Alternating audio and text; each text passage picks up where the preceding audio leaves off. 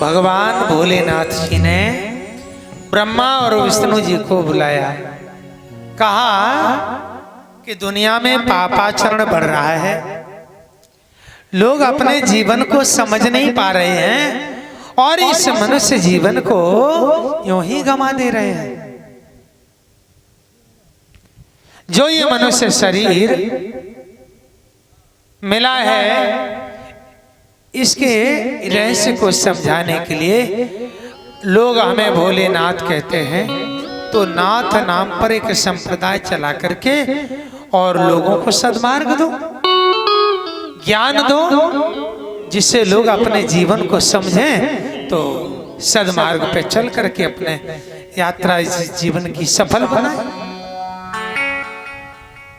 ब्रह्मा जी ने कहा, प्रभु ये मार्ग बड़ा कठिन है, क्योंकि जहां ज्ञानी हो वहां ज्ञान समझाने में कोई आपत्ति नहीं है, कोई समस्या भी नहीं है। अच्छा, जहां ज्ञानियों की भाषा समझी ही ना जाए वहां तो बड़ी दिक्कत है।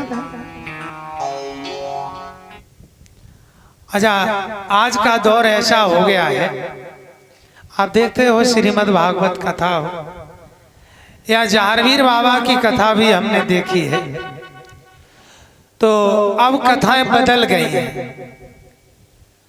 कलयुग ने अपना प्रभाव जमा लिया है। भागवत में कम से कम एक चिमटा वाला तो ऐसा हो जो उछल के पंडाल तो फाड़ ही दे है? और चिमटा वाला कस के मटके ढंग से, व्यासी भी ढंग से मटके, और जैसे व्यासी गाना शुरू करें पंडाल में नाच शुरू हो जाए।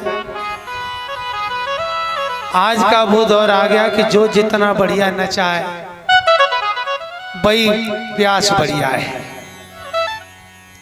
लेकिन इससे उद्धार होने वाला नहीं है।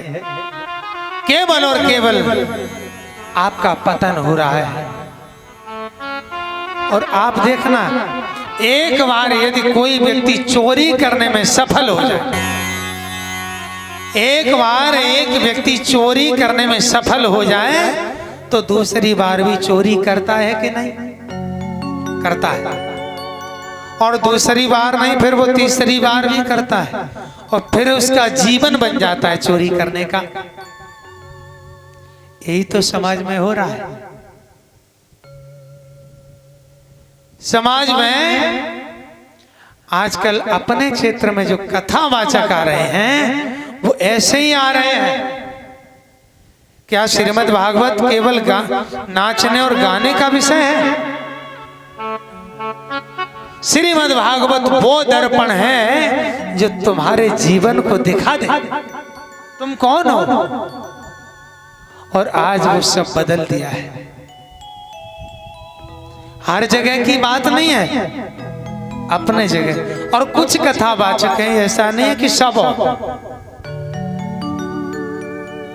ध्यान रखना, ब्रह्मा जी ने भी मना किया कि भोगियों पर योग का रंग चढ़ाना ये कोई साधारण नहीं है, सरल काम नहीं।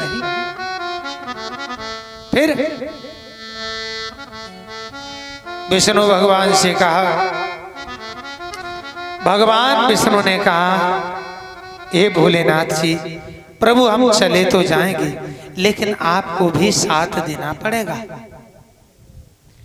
बिना आपके साथ के हम इस कार्य को सफल नहीं बना पाएंगे। अच्छा,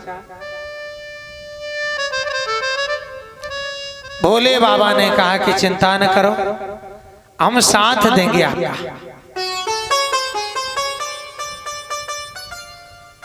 भगवान विष्णु ने कहा, ये संसार के भोगियों पर योग का रंग चढ़ाने के लिए हम जा रहे हैं, आप चिंता न करो, आपकी चिंता को हम दूर करेंगे।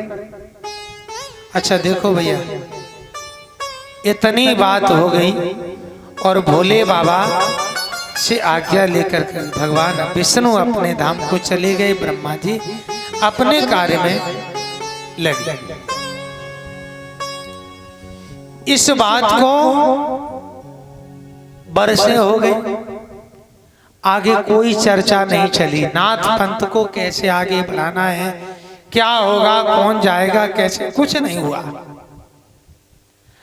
अब आप लोग सुने, भगवान विष्णु का जो अंश रूप अवतार होगा वो कहाँ होगा? गोरख पुराण के अनुसार आपने सुना होगा अब तक कि मच्छिंद्र नाथ जी का अवतार मछली के द्वारा होगा। बड़े ध्यान से सुनेंगे। और कहाँ हुआ ये नहीं मालूम है ना? किसे मालूम? किसी को है मालूम? नहीं मालूम। कई कथाएं यहां भी हो गई हैं, लेकिन समुद्र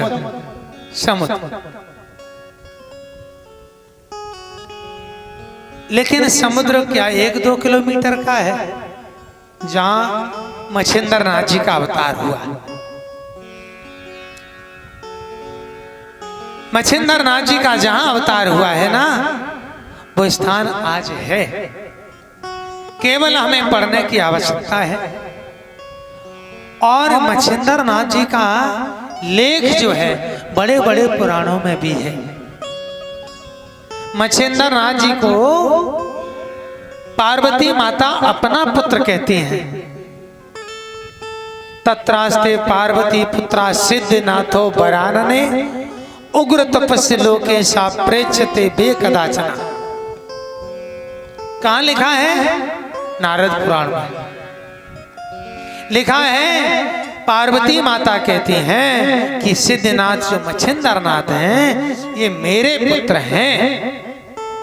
अच्छा, पार्वती माता के पुत्र हैं कैसे?